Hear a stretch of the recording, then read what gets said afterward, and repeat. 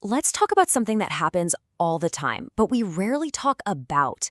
It's a sensitive topic for sure, one that usually stays in the private group chats or the hushed conversations after a meeting. We're going to dive into the hidden dangers of joking about your pastor. All right, you know the scene. You're in the leadership WhatsApp group, scrolling through, and bam, someone drops a joke about the pastor. It's clever, maybe a little edgy, and honestly, it's pretty funny. And then you see it. The laughing emojis start popping up one after another. What do you do? It feels like such a small moment, but really, it's a crossroads. And you've probably heard this, right?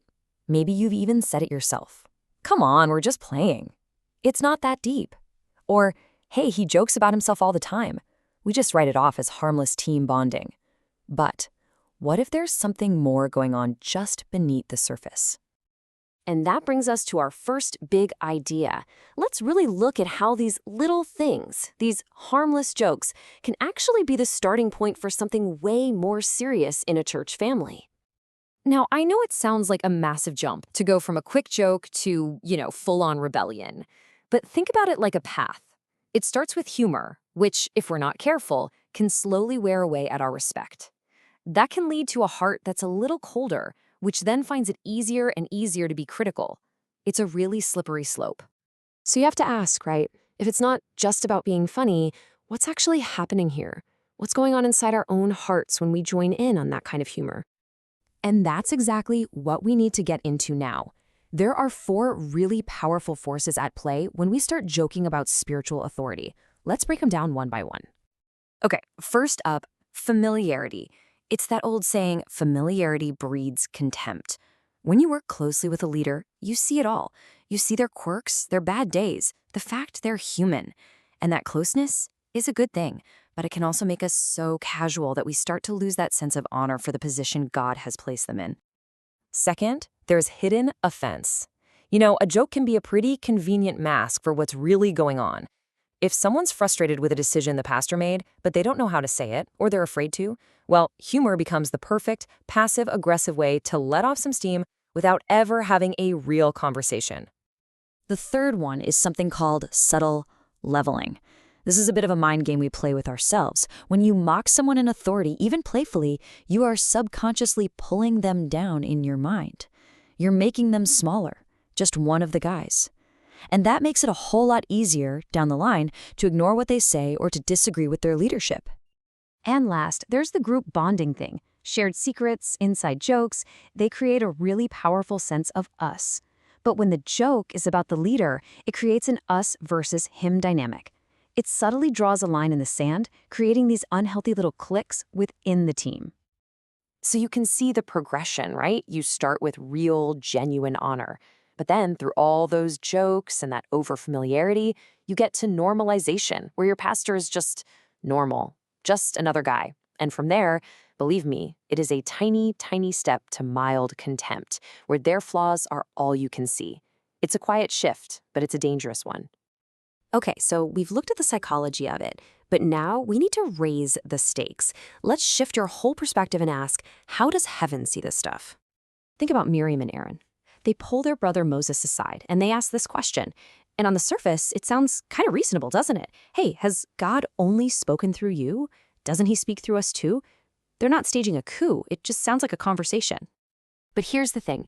This is the perfect example of the difference in perspective. What looked to them like a simple chat, God saw as a direct challenge, an attack on the authority he had put in place. And the consequences for them were immediate and severe. It just shows how seriously God takes it when we undermine his appointed people. Or what about this story? A bunch of young guys see the prophet Elisha and start making fun of him. Just seems like childish insults, right? They're just mocking him for being bald. But again, look deeper. On a spiritual level, it wasn't about his hairline. It was seen as contempt for the office he held, for his role as God's representative. The joke was just the vehicle for a much deeper dishonor. And that's a key takeaway.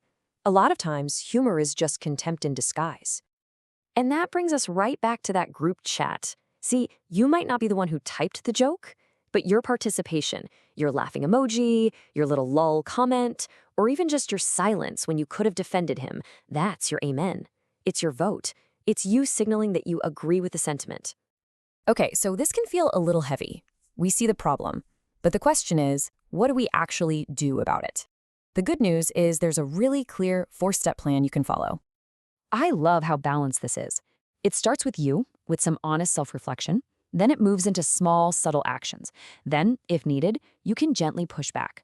And it all ends with the personal, private work of keeping honor alive in your own heart. So let's get super practical with step 2. Quietly adjust your participation.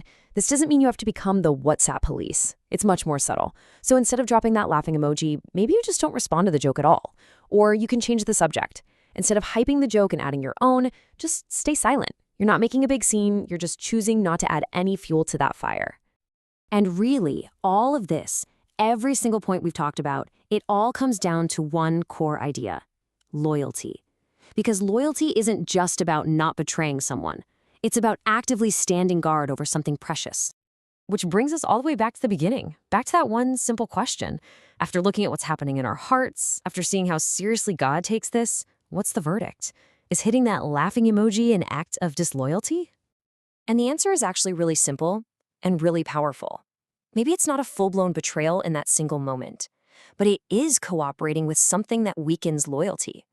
You're joining in with a spirit, with a conversation that is actively chipping away at the foundation of loyalty, both in your own heart and in the whole group. You're part of the erosion. So what do we do with all this? We have to be proactive. We need a better inner script running in our heads. It's about constantly reminding ourselves, yeah, he's not perfect, but he is God's appointed leader for us right now. It's about deciding, my job is not to tear him down with jokes, but to build him up. It's a commitment to say, even when I see his flaws, I'm going to choose honor over mockery. Because in the end, the real question isn't just about what emoji you're going to tap, but about what kind of heart you're going to cultivate.